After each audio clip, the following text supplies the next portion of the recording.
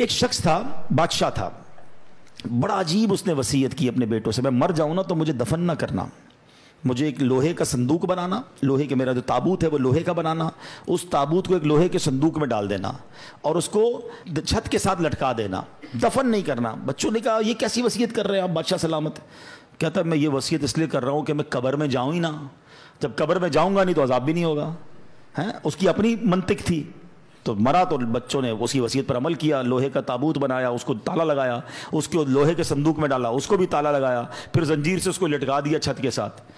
تو کہتے ہیں جب یہ سب ہو گیا تو ابھی کمرہ بند کیا، رات ہوئی تو کمرے سے آوازیں آنے لگی، سب پریشان کہ تابوت بھی بند، اس پر بھی تالا، صندوق پر بھی تالا، وہ تو لٹکا ہوا پر لیکن اوپر سے بڑی خوفناک آوازیں آ رہی۔ ڈرتے ڈرتے صندوق کھولا، تابوت کھولا تو دیکھ کر حیران رہ گئے کہ اس تابوت میں اس بادشاہ کی لاش کے اوپر ایک سانپ بیٹھا ہوا ہے، اس کے چہرے کو کاٹ رہا ہے، کوئی جگہ نہیں تھی، کوئی سوراخ نہیں تھا، وہ کیسے پہنچا اندر؟ سب حیران۔ اب جناب بڑی مشکل سے سانپ کو نکالا، اس کو مارا، پھر صندوق کو بند کیا، پھر لٹکا دیا، جیسے تیسے کر کے رات گزر گئی۔ اگلی رات پھر کمرے سے آوازیں آنے لگیں، پھر جا کے جب صندوق کھولا، تابوت کھولا تو اس سے بڑا سانپ اس کی صندوق میں موجود تھا جو اس کو کاٹ رہا تھا۔ اللہ اکبر! پھر اس سانپ کو باہر نکالا، سانپ کو مارا، پھر تالا لگایا، پھر لٹکا دیا۔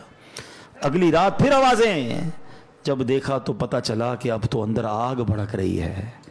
اب بچوں کو سمجھ آ گئی کہ ہم کچھ بھی کر لیں یہ عذاب ہی ہے، اس سے چھٹکارا نہیں ہے۔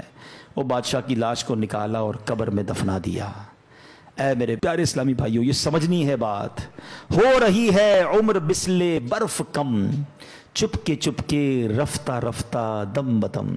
برف والے کو بیچتے ہوئے دیکھا ہے؟ برف جس کے ہاتھ میں ہو اس کو بڑی ٹینشن ہوتی ہے۔ ایک بزرگ کہتے ہیں میں نے زندگی کا راز ایک برف والے سے سیکھا۔ ایک برف والا تھا، اب تو برف کم بکتی ہے مگر پہلے، آج سے کچھ سال پہلے تو بڑی بکتی تھی، رمضانوں میں اب بھی بکتی ہوگی۔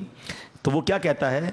اے وہ لوگو اس پر رحم کرو جس کا سرمایہ پگھل رہا ہے، جلدی خرید لو ورنہ کیا ہوگا؟ پگھل جائے گا۔ کہتے میں نے جملہ سنا، مجھے بات سمجھ آ گئی کہ میری زندگی بھی تو یہی ہے نا، ہم سب کی زندگی میں کوئی ایک برف کی، ہمیں سب کو ایک بلاک دے دیا گیا، برف پگھل رہی ہے، کبھی بھی ختم ہو جائے گی، کسی کی کل ختم ہونی ہے، کسی کی مہینے میں ختم ہو جائے گی۔ تو شاعر کیا خوب بات سمجھا رہے ہیں، ہو رہی ہے عمر مثل برف کم، چپ کے رفتہ رفتہ دم بدم، سانس ہے ایک راہ روئے ملک عدم، دفعتن ایک روز یہ جائے گا تھم، ایک دن مرنا ہے آخر موت ہے، کر لے جو کرنا ہے آخر موت ہے، آخرت کی فکر کرنی ہے ضرور، جیسی کرنی ویسی بھرنی ہے ضرور، عمر ایک دن یہ گزرنی ہے ضرور، قبر میں میت اترنی ہے ضرور، ایک دن مرنا ہے آخر موت ہے، کر لے جو کرنا ہے۔ ہاں، لوگ کہتے ہیں میرا کوئی کچھ نہیں بگاڑ سکتا، ارے یہ تو زندگی موج کرنے کے لیے ملی ہے، میں تو ابھی بہت سارے پلان ہیں، میرے بڑے ارادے ہیں۔